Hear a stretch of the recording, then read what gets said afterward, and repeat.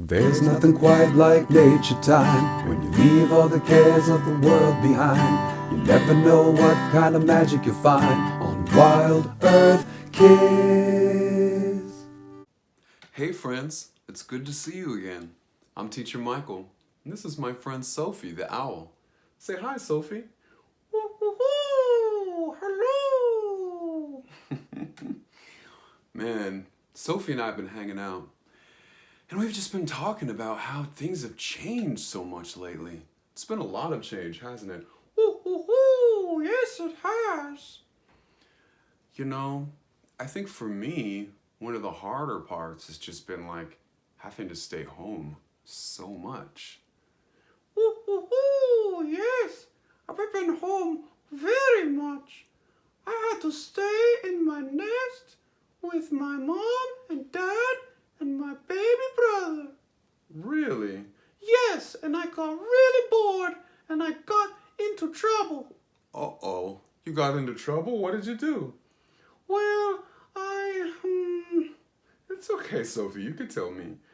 Well, I was getting kind of bored and It's okay. well, I drew on the wall. Uh-oh. You drew on the wall? Yes. And what happened? Well, my mom and dad weren't very happy about that. So I had to clean it up with a sponge and water. Oh my, how long did that take? Well, a lot longer than it took for me to draw it. So yeah, not gonna do that again. Woohoo! Yeah, that's probably a good idea. Yeah, it's been kind of challenging lately because we've had to stay home a lot because of this thing called shelter in place. Have you heard of that? Woohoo! Yes, my mom and dad told me all about it. Yeah, shelter in place is when we've all got to stay home. I don't really like it very much, but that's what's happening. Woohoo! Yes, I can't wait until we can go back to the forest and play with all our forest school friends. I know. Yeah, my name's Teacher Michael, like I said, and I teach at this really cool forest school called Early Ecology up in the Oakland Hills. But right now, there's no school in session because all the schools in California are closed because of shelter in place.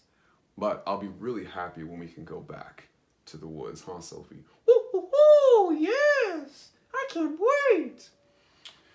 So, today, I thought, since we have to stay home anyway, we could go on a backyard adventure.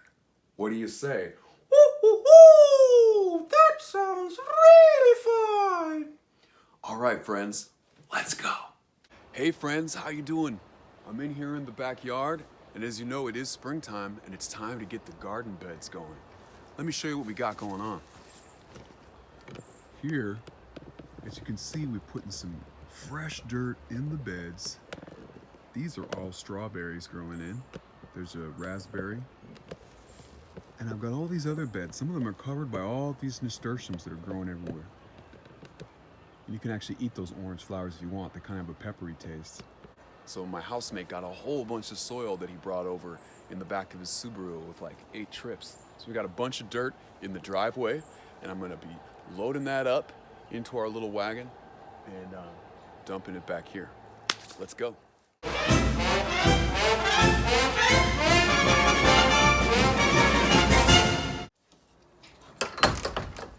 I always want to make sure to shut the gate because I don't want my dog to escape.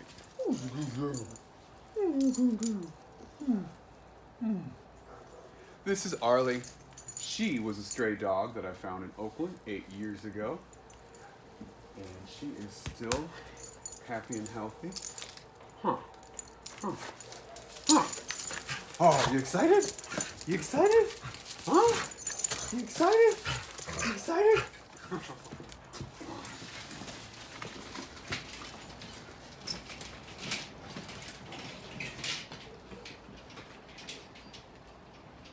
Now, in this bed, we've got an orange tree and a persimmon tree. But I've got all this nasturtium growing everywhere, which is beautiful. You can even eat the flowers, but I'm gonna pull that out and take some of this new soil, start putting it into this bed.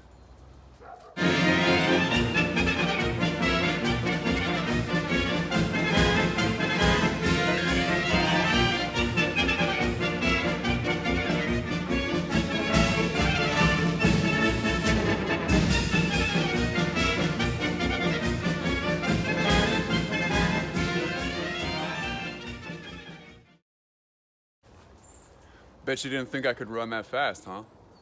So here is the bed after it's been all... You could hear the rooster in the background at my neighbor's house. The bed's all cleared out. There's actually some blackberry in there. I also discovered this cool aloe plant, which was all getting choked out and couldn't see. And there's also something really awesome right over here. This is turkey tail mushroom. Now, turkey tail mushrooms are not a food so much as a medicine. Obviously, you do not want to harvest mushrooms by yourself, because sometimes there are look-alike mushrooms that look a lot like the ones we want, and they could be poisonous, make you feel sick. So you only want to have a grown-up with you when you're getting mushrooms. But these ones are called turkey tail because they look like turkey tails. And they're really good for your immune system. The immune system is the part of our body that helps fight off things that could make us sick, like bacterias and viruses and stuff like that. So having plant allies, or in this case, fungus allies, that can help us to stay healthy is a really great thing to have in the backyard garden. And these have just been growing here on their own. They're just what Mother Nature's provided. Now there's one last thing in this garden bed that I'm very curious about. And what that is there is a big flat piece of stone, and I'm thinking there might be something interesting living under there. I haven't looked yet, so we'll find out together. Let's check it out.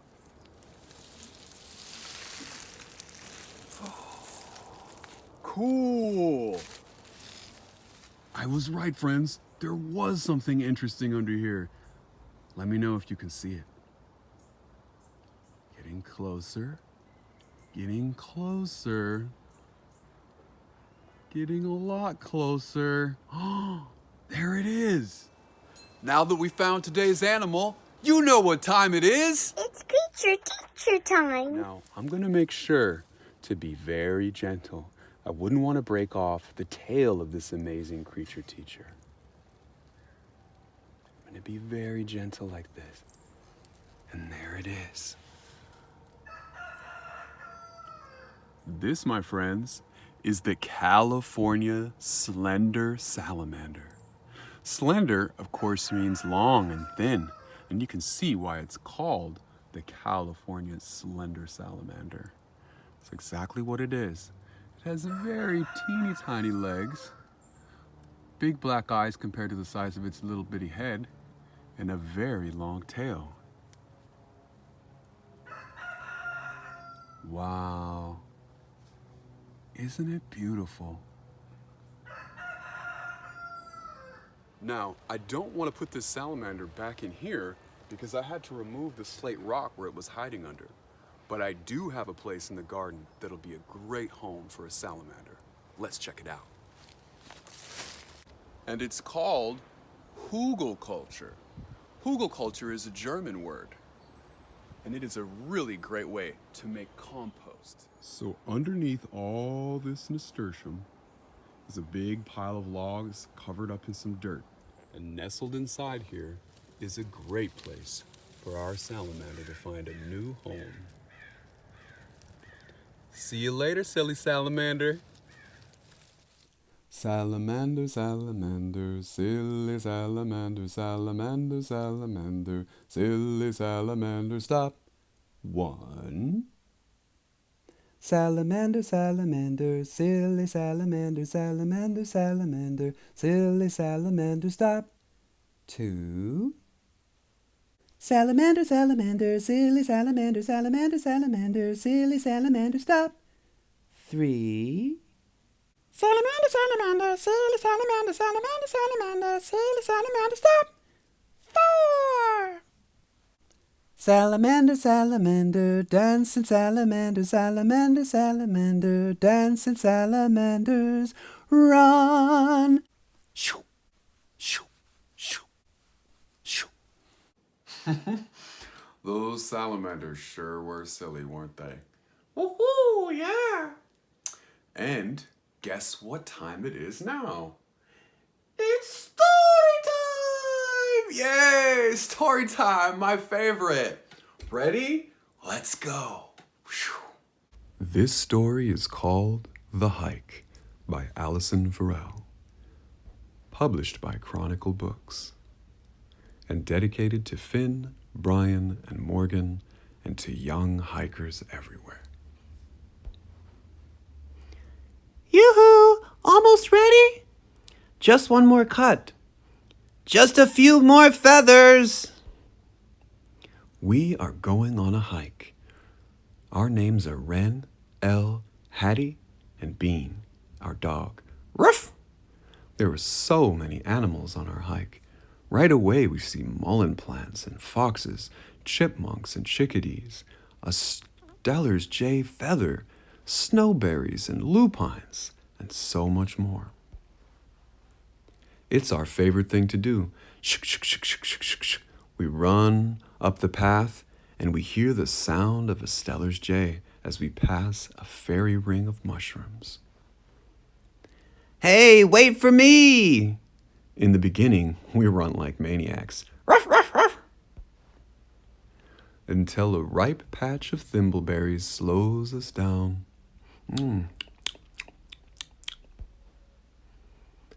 Elle teaches us how to make leaf baskets. Like this, Elle? Yep. We have eaten too many berries. Is it possible? I thought we were saving some for later. Tut-tut-tut-tut-tut-tut-tut. Tut-tut-tut-tut-tut-tut.